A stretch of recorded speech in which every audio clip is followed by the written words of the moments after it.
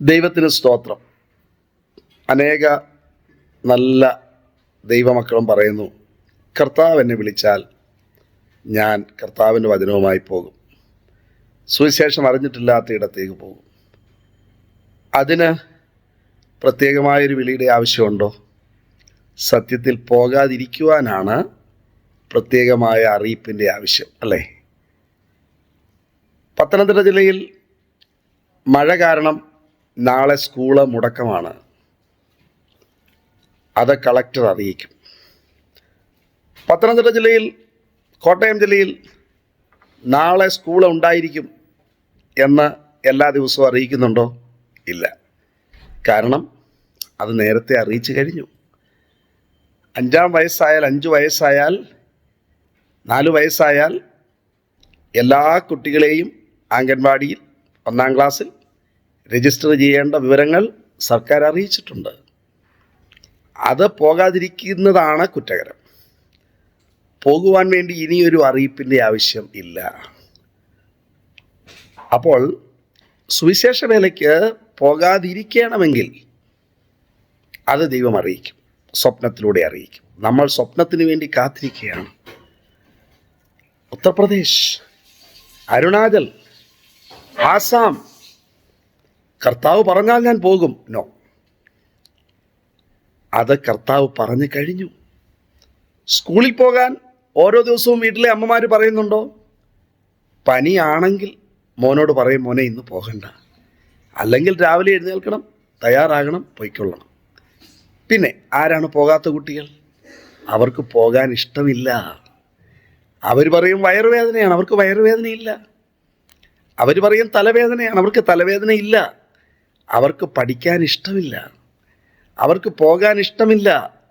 ബഹാന ഡൂണ്ടറേ, അവർ ഒരു എക്സ്ക്യൂസ്, ഒരു കാരണം കണ്ടുപിടിക്കുകയാണ്.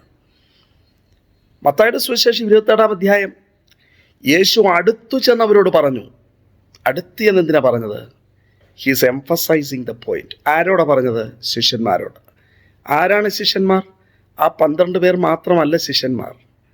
നമ്മൾ ഓരോരുത്തരും, യേശുവിനെ അനുഗമിക്കുന്ന നമ്മൾ ഓരോരുത്തരും യേശുവിൻ്റെ ശിഷ്യന്മാരാണ്. അത് വേദപുസ്തകത്തിൽ എഴുതി വച്ചിരിക്കുന്നത് നമ്മളോട് ഓരോരുത്തരോടും ഉള്ള സന്ദേശമാണ്. നമ്മളോട് പറയുകയാണ്, ആകയാൽ നിങ്ങൾ പുറപ്പെടുക. എന്തുകൊണ്ട്?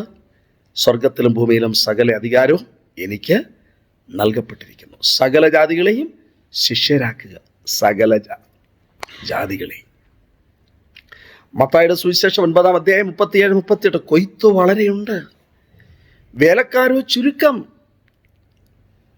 അതുകൊണ്ട് കൊയ്ത്തിലേക്ക് ആളുകളെ അയക്കുവാൻ കൊയ്ത്തിൻ്റെ യജമാനനോട് പ്രാർത്ഥിക്കുക. ആരാണ് ഈ പറയുന്നത്? യജമാനൻ. ഇതിലും വലിയൊരു ആഹ്വാനം വേണോ? ഇതൊരു ആഹ്വാനമല്ല, ഇത് കമാൻഡാണ്. കമാൻഡ്, ഇത് ആജ്ഞയാണ്. ഇന്ത്യൻ സേനയിൽ ഒരു ആജ്ഞ ലഭിച്ചു കഴിഞ്ഞാൽ, ഒരു കമാൻഡ് ലഭിച്ചു കഴിഞ്ഞാൽ ഒരു ഭടനും തിരിഞ്ഞു നോക്കില്ല. He will March forward. നമ്മൾ 2000 വർഷങ്ങളായി തിരിഞ്ഞു നോക്കി നിൽക്കുകയാണ്. എന്നോടാണോ പറഞ്ഞത്? ഞാനാണോ പോകേണ്ടത്? നമ്മൾ എത്രയോ രാജ്യങ്ങളിലേക്ക് പോകുന്നു. കർത്താവ് പറഞ്ഞിട്ടാണോ പോയത്?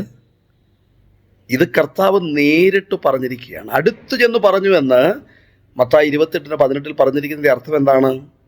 മറ്റ് പല ഭാഗങ്ങളിലും എഴുതിയിട്ടുണ്ട്, കേൾപ്പാൻ ചെവിയുള്ളവൻ കേൾക്കട്ടെ എന്ന് പറഞ്ഞാൽ ദൈവം പറയുകയാണ്, ഞാൻ പറഞ്ഞു കഴിഞ്ഞു, ഇനി നിങ്ങൾക്ക് മനസ്സുണ്ടെങ്കിൽ ചെയ്യാം. നിങ്ങൾ ചെയ്യേണ്ട കമാൻഡ് ഞാൻ തന്നു കഴിഞ്ഞു.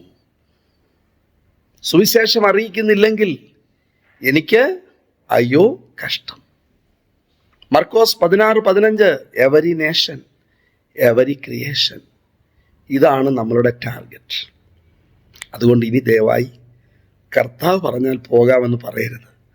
കർത്താവ് പറഞ്ഞു. എവിടേക്ക് പോകണം? റോമർ 15:20, സുവിശേഷം അറിഞ്ഞ ഇടത്തല്ല, അറിയാത്ത ഇടത്തേക്ക് പോകുവാൻ ഞാൻ അഭിമാനിക്കുന്നു. നമ്മളുടെ റോൾ മോഡലായ പൗലോസ് അപ്പോസ്തലൻ പറയുകയാണ്, യേശു എനിക്കും നിങ്ങൾക്കും വേണ്ടി മിഷൻ ഫീൽഡിലേക്ക് കടന്നു വന്ന് നൽകിയത് ജീവനാണ്. താൻ നേടുകയായിരുന്നില്ല.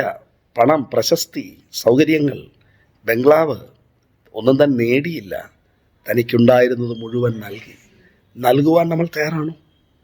നമ്മുടെ സമ്പത്ത്, നമ്മുടെ സൗകര്യങ്ങൾ, നമ്മളുടെ സമയം, നമ്മുടെ ടാലൻസ്, നമ്മുടെ കുഞ്ഞുങ്ങൾ നൽകുവാൻ തയ്യാറാണോ? ദൈവം ചോദിക്കുകയാണ്.